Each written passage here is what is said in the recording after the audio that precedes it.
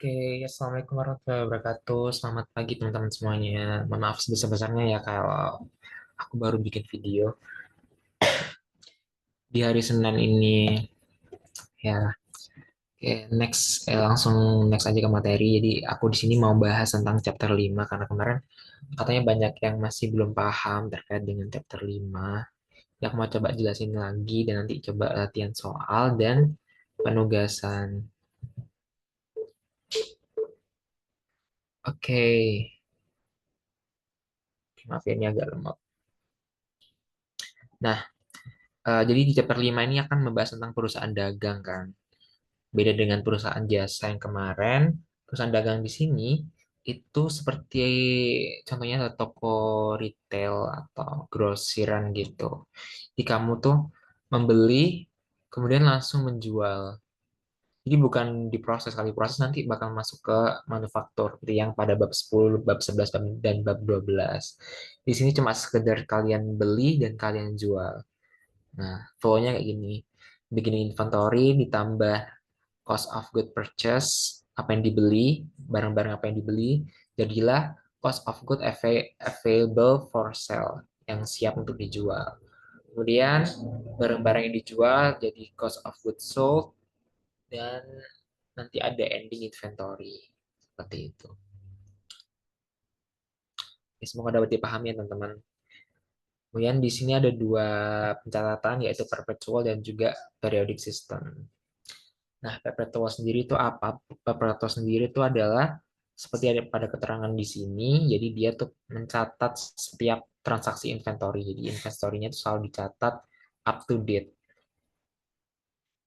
Jadi bisa ini to be point the record continuous show inventory that should be on hand for every item. Jadi biar tahu gitu inventory-nya di setiap waktu itu ada berapa yang ada di tangan, yang ada di perusahaannya tuh berapa gitu. Jadi makanya nanti pencatatannya pakai akun inventory. Kemudian untuk periodic system. Nah, periodic system itu bedanya sama perpetual. Kalau periodic system itu pencatatannya di akhir periode akuntansi. Dia nggak mendetail record atas barang yang ada di tangan atau yang tidak, yang masih di gudang gitu lah, masih di gudang. Tapi dia ngitungnya tuh waktu di end of the accounting period. Di akhir, ngitungnya tuh di akhir. Kalau perpetual setiap saat, kalau periodik di akhir. Sudah namanya periodik. Seperti itu. Semoga bisa dipahami ya teman-teman. Oke, lanjut ke sheet 2. Sheet 2 ini membahas tentang transaksi-transaksi dalam penjualan dan juga pembelian. Nah, di sini ada rangkuman dari penjualan dan juga pembelian. Dimana kalau kita sebagai pembeli, itu pencatatannya seperti ini. Jadi nanti ada waktu beli, terus pengiriman, return, dan juga diskon. Ada 4. Nah ini waktu kita sebagai pembeli. Untuk kalau perpetual pencatatannya selalu inventory. Jadi kalau kita lagi beli, berarti pencatatan inventory pada account payable. Kalau kita apa pakai apa pengiriman yang mana kita yang ditangguhkan atas ongkosnya, ongkos kirimnya, pencatatan inventory pada cash. Kemudian kalau kita retur, maka akan payable pada inventory. Kan kalau retur kan kita berarti inventory-nya kan berkurang. Kan kita mengembalikan lagi kepada penjualnya. Makanya pencatatannya seperti ini. Oke, terus misal kita beli kredit terus dapat diskon, itu penyataannya account payable, cash, dan juga inventory. Kalau diskon juga inventory kita kan juga berkurang, makanya di kredit. AP-nya berkurang, cash-nya berkurang, inventory-nya juga berkurang. Gitu. Nah, kalau di bagian periodik, inventory tinggal diganti akun inventory-nya aja sih. Kalau membeli berarti ganti purchase. Kalau ongkos kirim berarti freight in. Terus kalau return berarti purchase, return, and allowance. Kemudian kalau uh, payment, discount, inventory jadi purchase discount gitu.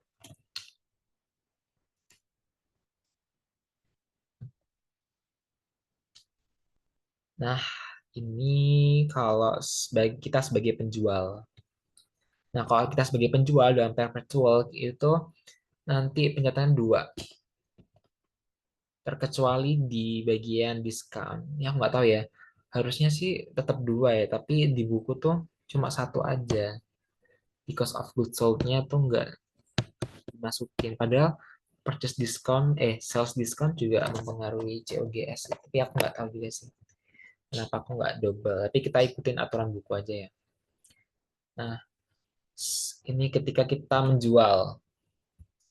Ini menjual secara kredit. Kalau misalnya menjual secara cash, berarti ya AR-nya ini diganti cash. Gitu. Di sini ada akun pertama, penyataan pertama masuknya AR pada sales revenue. Terus pencatatan kedua cost of goods sold dan juga inventory. Nah, pencatatan kedua, pencatatan pertama ini harga jualnya. Misal kayak aku jual barang sebesar 10.000. Nah, yang di bawah itu harga harga belinya. Waktu kalian beli itu harganya berapa? Misal 8.000. Berarti di sini AR sebesar, kalau di sini 3.800, sales revenue 3.800, terus cost of goods sold harga belinya 2.400 dan inventory-nya 2.400. Nah, kalau kita menjual kan inventory-nya berkurang. Terus akun kreditnya di sini sales revenue. Kalau retur, ya gini. Sales return and allowance pada AR, terus inventory-nya nambah karena kan kita dikembaliin lagi barang yang kita jual dikembaliin lagi, mau inventory-nya nambah. Terus COGS-nya berkurang. Gitu. Terus kalau diskon di sini cash dan sales discount pada AR. Nah, sales discount di debit karena kan ya barangnya kita terima lagi sales discount. Yang awalnya kita mau ngasihkan ke pembeli, dijual ke pembeli, tapi gara-gara sales discount kan jadinya barangnya balik ke kita lagi.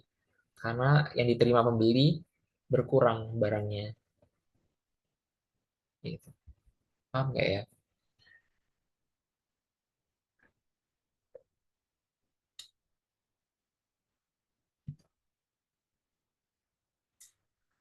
Nah, untuk periodik,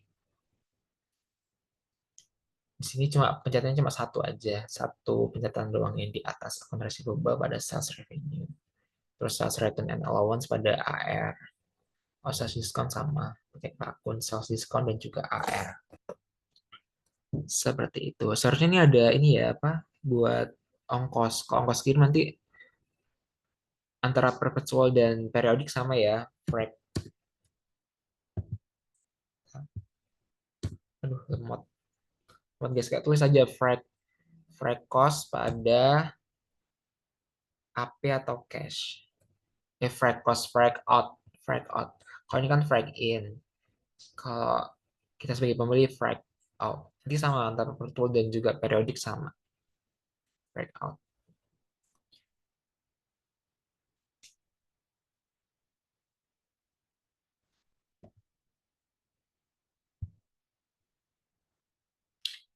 Oke, nah ini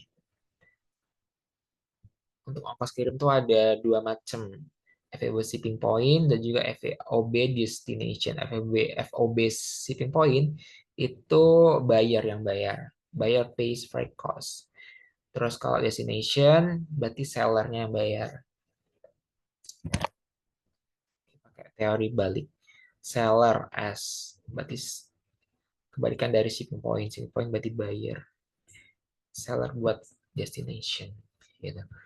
Nah, untuk purchase discount itu biasanya ada keterangan gini. Misalnya ini di kredit sih, apa di penjualan kredit gitu atau pembelian kredit. Misalnya ada kayak gini. Term 2/10, berarti 2/10 itu adalah maksudnya ketika kita bayar 10 hari H plus 10 lah dari kita beli atau kita jual, itu dapat 2%.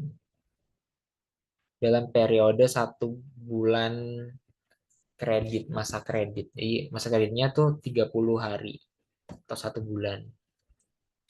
Nah, kalau yang 1/10 EOM ini 1/10 berarti ketika kita bayar di H+10 setelah pembelian atau penjualan itu dapat 1% dengan periode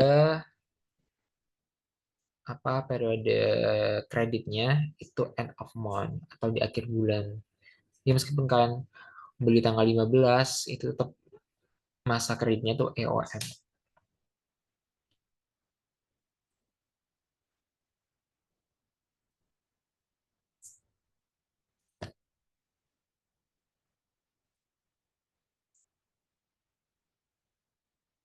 Nah, kalau ini apa ini? The first.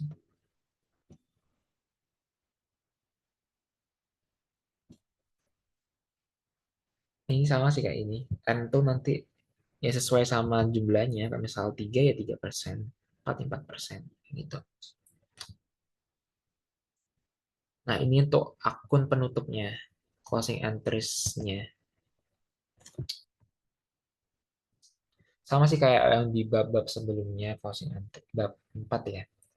Jadi kita closing entries itu kita membalikkan akun-akun misal dari kredit debit ke kredit, kredit ke debit. Dan tambahkan akun income summary. Kalau sales revenue kan di kredit, makanya dia tutup sebagai debit, income summary. Nah, ini tuh yang kedua ini kumpulan akun-akun debit. Kan dia ditutup sebagai kredit. Ada COGS, salaries, ada expense, habis itu sales discount, sales return, gitu, breakout. Breakout tuh expense ya. Dia ditutup sebagai kredit. Ditutup ya ke kredit, benar. Nah, nanti itu juga ada, biasanya itu ada other income, itu nanti ditutup juga kayak sales revenue gitu sebagai debit. Other income, income kan kredit. Maka dia nanti ditutup sebagai debit. Misalnya other income tuh kayak interest income, dividend income, kayak gitu-gitu. Kebetulan di sini nggak ada, jadi cuma sales revenue doang.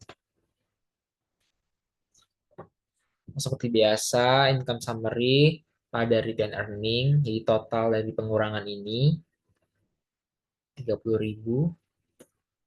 Kemudian pembayaran dividen, nah, ada pembayaran dividen 15.000, ditutup ditutup dengan mengurangi si return earningnya 15.000. Itu. Semoga dapat dipahami teman-teman. Kalau nggak paham bisa chat aku. Nah, ini untuk income statementnya. Oh, di sini kayak nanti oke, jelasin dari awal.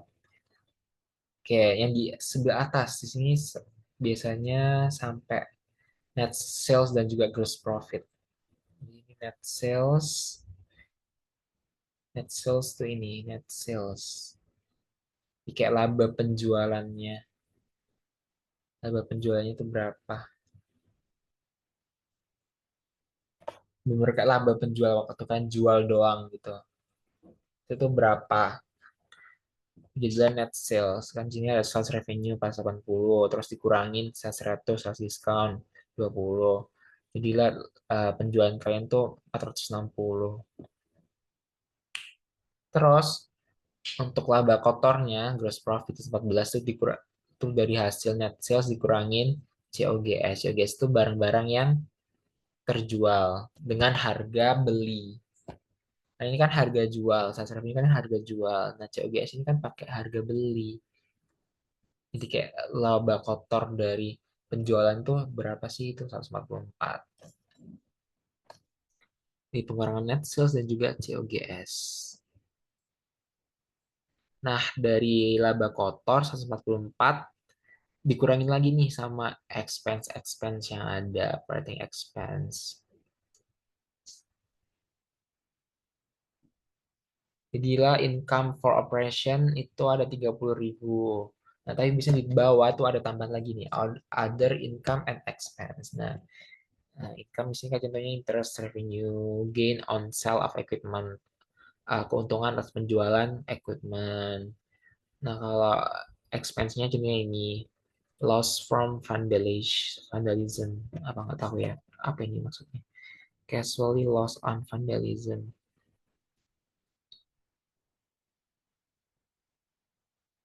Oh ini, ya ini income deh, masuk income tapi dia loss.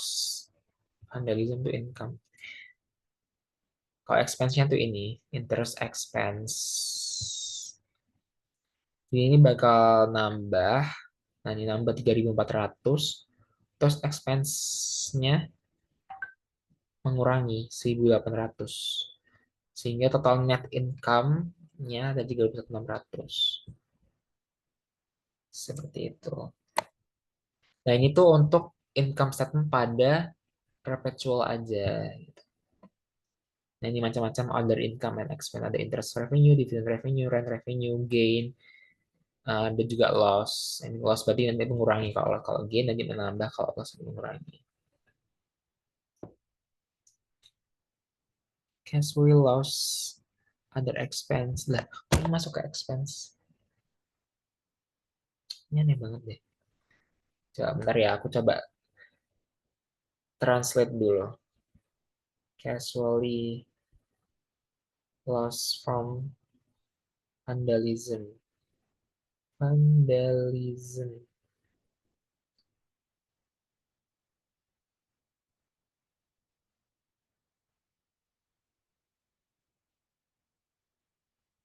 Ini aneh banget karena di sini kan segrup sama income ya. Tapi di sini kok penjelasannya sebagai expense.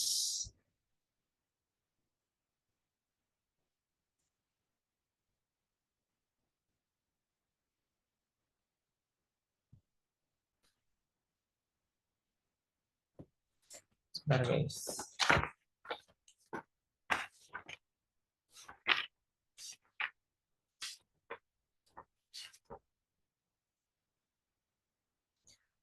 Nah, loss-loss on sale ini tuh harusnya masuk ke income juga sih. Expense tuh ya kayak interest expense atau bank service charge kayak gitu-gitu. Itu baru masuknya ke expense. Tapi si loss-loss ini juga bakal mengurangin gitu loh.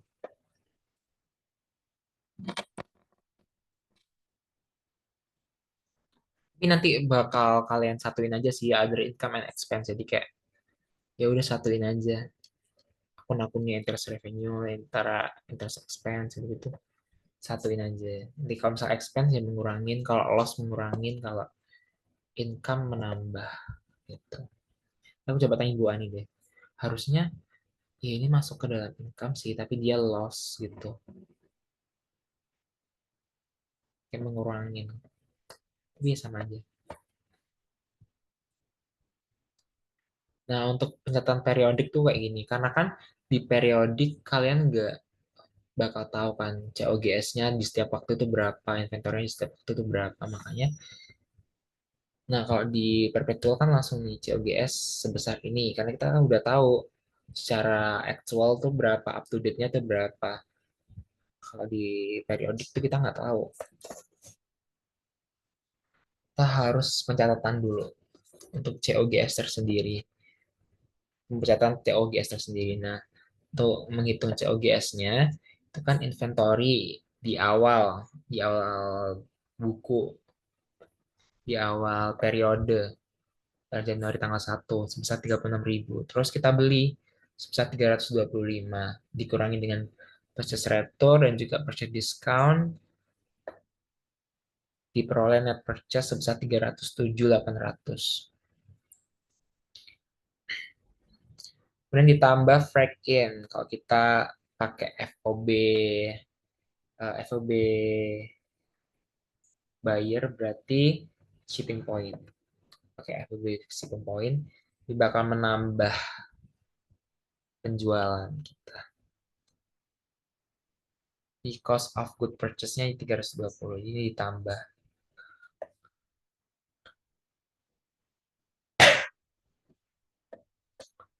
Seperti itu. Terus penambahan antara inventory di awal dan juga cost of good purchase, jadilah cost of good available for sale yang siap untuk dijual sebesar 356.000. Kalau ini kan barang yang kita jual doang, 320 kan barang yang, kalau dijual, barang yang kita beli doang. Nah, kalau available for sale berarti yang ditambah sama yang di awal, barang yang siap untuk dijual.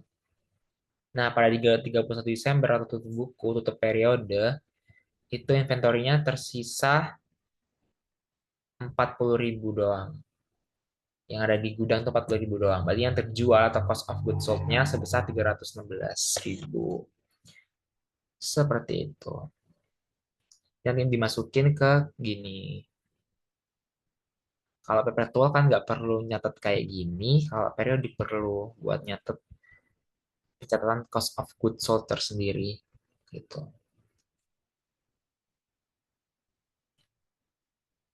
Oke, semoga bisa dipahami ya teman-teman. Kita langsung ke latihan soal yang kemarin sih, yang kemarin. Di sini kita sebagai perusahaan namanya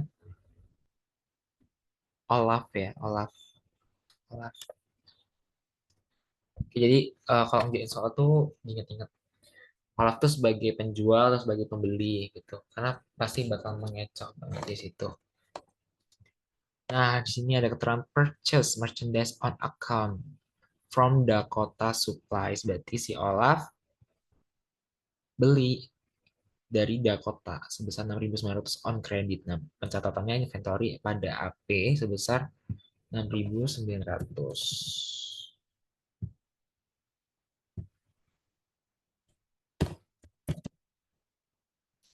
Nomor 4, sold merchandise on account, FOB destination. The cost of the merchandise sold was, karena kita sebagai penjual, nanti maka pencatatannya dua untuk revenue dan juga retur. Jadi pencatatan pada A, karena di sini ada keterangan on account berarti AR sebesar 5.500. Sales revenue sebesar 5.500. Nah, kalau COGS dan inventory ini adalah harga belinya. Ini ada keterangan the cost of the merchandise sold was 4.100.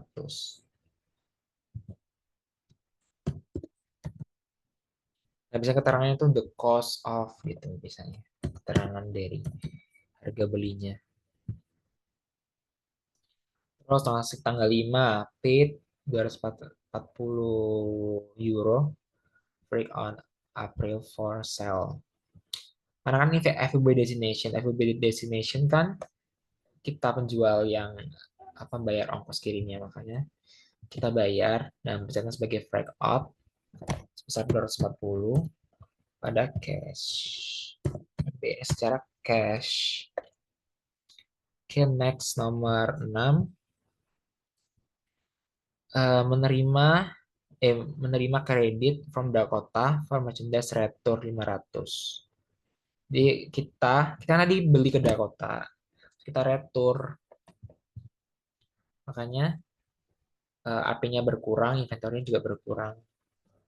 Utang kita berkurang, inventory kita juga berkurang sebesar 500. Nah, oh ya, disclaimer ini pencatatan sebagai apa sebagai perpetual ya, bukan periodik. Makanya akun-akunnya inventory semua. Kalau periodik tinggal ganti akun-akun inventory-nya aja. Tuh. Nomor 11, membayar Dakota Supplies in full less discount. Kan kita tadi beli tanggal 2. Nih, termsnya 1/10. Nah, kita bayarnya tanggal 11 kan, berarti selisih waktunya tanggal 9 hari kan. Berarti kita masih dapat menerima diskon. Makanya di sini AP sebesar 6.900. Di retur ya, ada returnya ya. Tinggal 6.900 lagi. 6.900 kurangi 500, 6.400. Terus inventorinya 1%. 1% dikali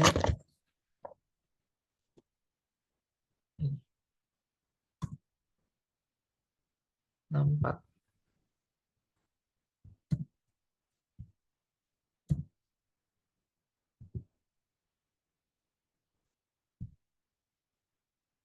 Duh, lemot.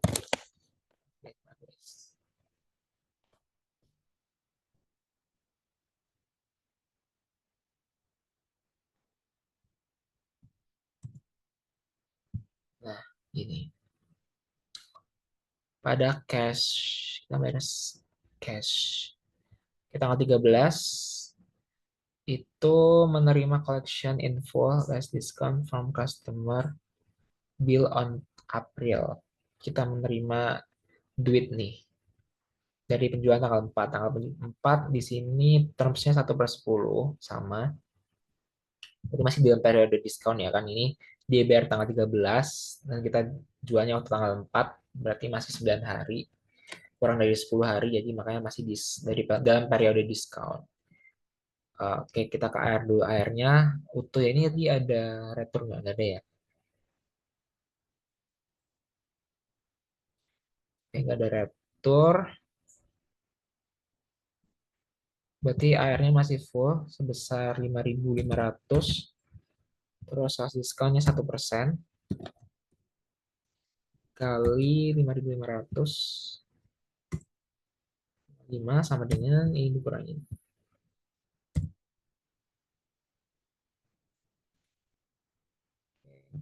14. Kita beli lagi, kita sebagai pembeli membeli merchandise forecast 3.800 di inventory pada cash. Inventory yang nambah, cashnya berkurang. Di tanggal 16 menerima refund from supplier for return goods of cash purchase of April 14 sebesar 500. Kita mengajukan retur sebesar 500 atas transaksi tanggal 15. Cashnya nambah lagi, kan kita lagi bayar di cash, maka cashnya nambah. Kalau misalnya kita bayar sebagai AP, AP-nya berkurang. Gitu. Kalau ini cashnya, berarti cashnya bakal nambah lagi. Sebesar 500 dan inventory kita berkurang 500. Tanggal 18 adalah membeli merchandise from Skywalker Distribution. Jadi kan Dakota sekarang Skywalker.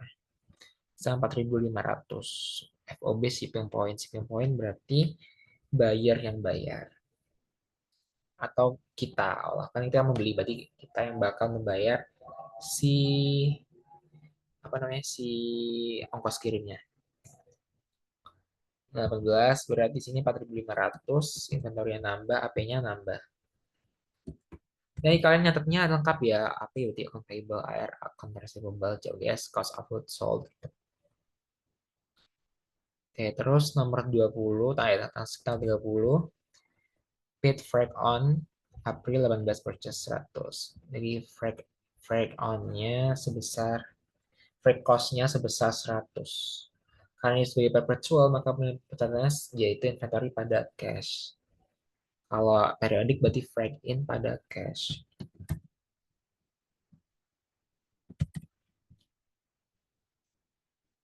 Oke, terus transaksi nomor 23, sold merchandise for cash.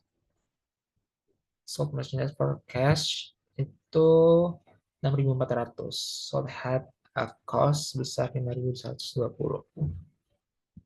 Kita menjual barang kita. Kita jualnya seharga berapa nih? 6.400. Kita menerima cash dan kreditnya sales revenue menambah. Kemudian COGS kita atau barang kita yang terjual sebesar 5.120 atas harga beli. Ketik.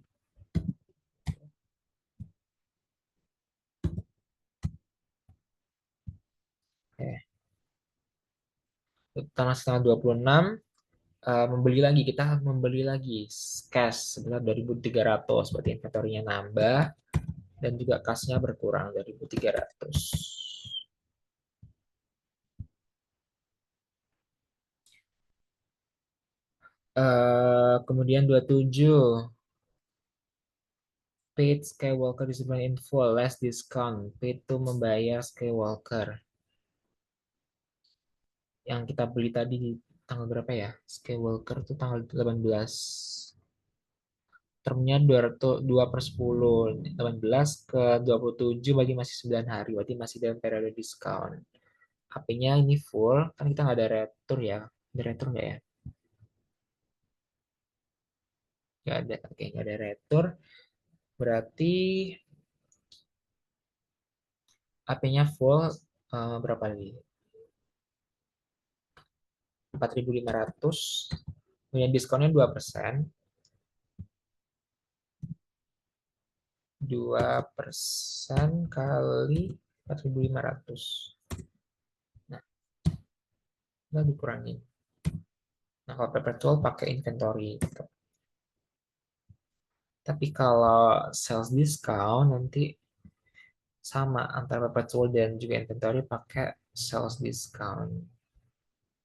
Kalau purchase discount itu kalau perpetual pakai inventory. Tetap inventory-nya kan berkurang sebesar 90. Oke, 29. Kita dapat retur dari customer sebesar 90 euro. Nah, the return merchandise had a scrap value of 30. Harga belinya sebesar 30. Ini sales pencatatannya sales return and allowance pada cash. Kan tadi bayarin dia secara cash kan. Ini nomor berapa ya? Nah, ini nomor 23. Kan bayarnya cash. Berarti di sini dia rencananya cash 90, 90. Sama di sini kebetulan nggak ada keterangan nih kayak yang di bawah nih kan keterangan ada keterangan term itu. Kalau di sini kan nggak ada, berarti dia nggak ada bayarnya secara cash, nggak kredit gitu. Harga belinya 30. Oke, lanjut ke nomor terakhir. Ini dia terjual merchandise on account. The cost of the merchandise sold was 2.800. Berarti AR-nya 3.700. Ada sales revenue. Karena dia ngutang, makanya pencatatnya sebagai AR. Apa? Akun receivable 100. Gitu. Ini semua ini bisa dipahami ya teman-teman semuanya. Nah, untuk tugasnya ada di sheet 5. Ganti deh. Tugas. Eh,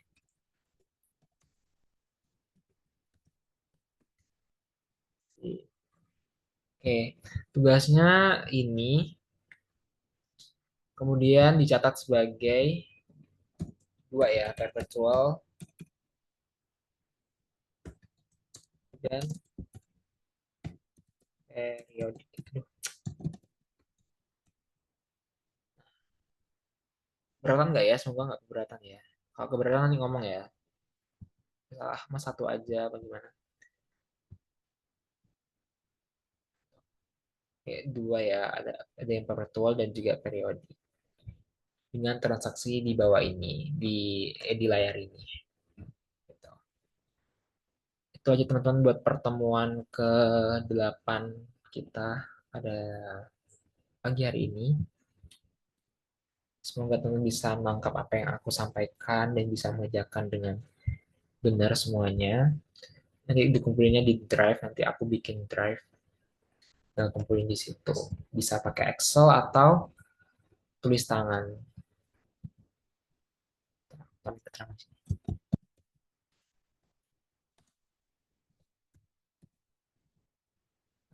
tangan. Oh, deadline-nya 1 minggu. Dan tanggal 4 berarti deadline-nya tambah 7 berapa? 11 ya. Jamnya 12. Kalian asistensi itu jam 4 ya? Habis kelas 2 itu setengah satu, ya udah setengah satu, jam satu deh, jam satu siang, jam 2 deh, jam 2 siang, 11 November 2024 jam 2 siang. Ya, teman-teman selamat mengerjakan. Dan juga terima kasih sudah mendengarkan asistensi ini. Semoga ini bermanfaat.